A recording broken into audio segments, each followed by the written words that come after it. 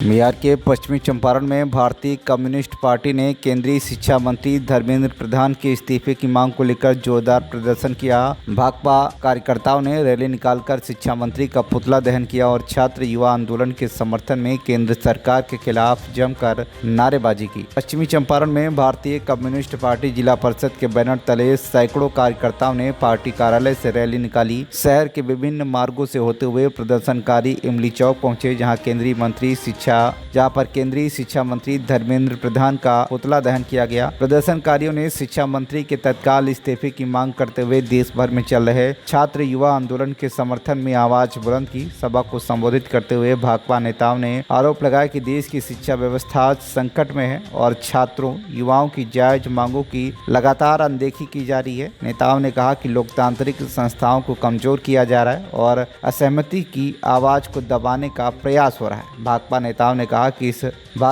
ने कहा कि छात्र युवा किसान और मजदूर अपने अधिकारों के लिए संघर्ष कर रहे हैं, लेकिन सरकार समस्याओं का समाधान करने के बजाय विरोध को दबाने में लगी है। उन्होंने चेतावनी दी, यदि सरकार ने जनता की आवाज नहीं सुनी तो पार्टी लोकतांत्रिक तरीके से अपने आंदोलन को और तेज करेगी।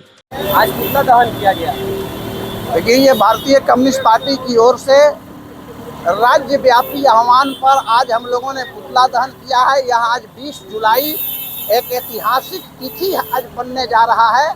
आज से इस देश के अंदर आज़ादी की दूसरी लड़ाई की शुरुआत हो रही है, जिसमें बड़े पैमाने पर हमारे देश के छात्र नौजवान, हमारे देश के आर्टिस्ट, हमारे देश के जो प्रगतिशील पत्रकार हैं, जो इतिहासकार हैं, साहित्यकार हैं, तमाम लोगों ने आज हिस्सा लिया है आज के इस आंदोलन में, इस देश को बदलने के लिए। क्योंकि यह देश जो है एक ऐसे खतरनाक विचारधारा वाले लोगों के हाथ में है जो तमाम लोकतांत्रिक संस्थाओं के मर्यादा को धूमिल कर रहे हैं, लोकतंत्र को समाप्त करने का प्रयास कर रहे हैं, लोगों के वोट के अधिकार को छीन रहे हैं और अपनी कमियों को छुपाने के लिए वो इस देश की जनता को जाति और धर्म के नाम पर बांट रहे हैं।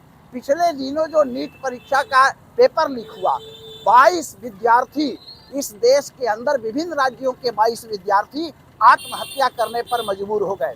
कितने लोग बीमार हो गए, कितने लोग सदमा में चले गए, लेकिन इस सरकार के ऊपर उसका कोई असर नहीं है। आप देख रहे होंगे कि दिल्ली के अंदर जहां लाखों लाख लोगों का जमावड़ा है, कैसे लोकतांत्रिक अधिकार पर हमला किया गया। छद्म भेष में दिल्ली की पुलिस पहुंच करके और सोनम वांगचुक को उठा करके अस्पताल में भर्ती करती है, सफदरगंज में भर्ती करती है, जहां आज भी वो हड़ताल में है। ये सरकार आंदोलनकारियों से बात करने के बजाय, जो लोकतांत्रिक तरीका है, बात करने के बजाय उनके ऊपर दमनात्मक डंडा चला करके उनके आवाज को बुलंद करना चाहती है। जो आज 20 जुलाई को इस देश के लोगों ने सिद्ध कर दिया कि हम आपके दमनात्मक कार्रवाई से डरने वाले नहीं हैं। आप हिटलर और मुसोलिनी के चाह पर चलने वाले लोग हैं और हिंदुस्तान की जनता कदापि हिटलर और मुसोलिनी के राह को बर्दाश्त नहीं करेगी।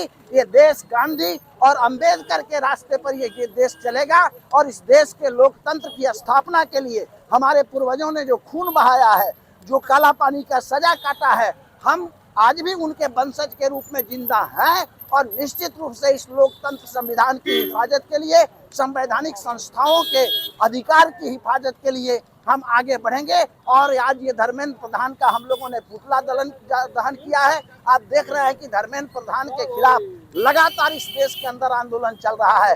नागपुर के अंदर हजार लोग सड़क पर उतरे, दूसरे राज्यों के अंदर स्टूडेंट यूथ आंदोलन कर रहे हैं। नैतिकता के आधार पर धर्मेंद्र प्रधान को इस्तीफा देना चाहिए, लेकिन मोदी सरकार पूरे देश के लोकतांत्रिक आंदोलनों को कुचल करके धर्मेंद्र प्रधान को इसलिए बचाने का प्रयास कर रही है कि धर्मेंद्र प्रधान जो है वो मोदी सरकार के दुल्हनुआ है।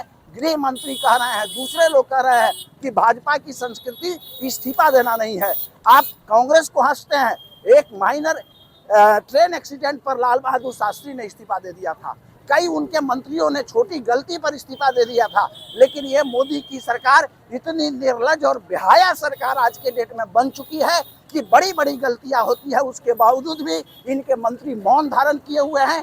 प्रधानमंत्री को विदेश घूमने से फुर्सत नहीं है, दिल्ली में आंदोलन हो रहा है और आप देखेंगे कि इनके गृह मंत्री अमित शाह जी बंगाल में जाकर के और क्या क्या उद्घाटन कर रहे हैं पता नहीं चल रहा है। इसलिए भारतीय कम्युनिस्ट पार्टी अपने राज्यव्यापी आह्वान पर आज पुतला दहन करके प्रतिरोध दर्ज करा रही है और आने वाले दिनों में इस देश की आज़ादी की दूसरी लड़ाई में जो भी रणनीति अपनाया जाएगा हमारी पार्टी बढ़ चढ़ करके हिस्सा लेगी। मझौलिया से मनीष कुमार की रिपोर्ट, TV1 इंडिया न्यूज।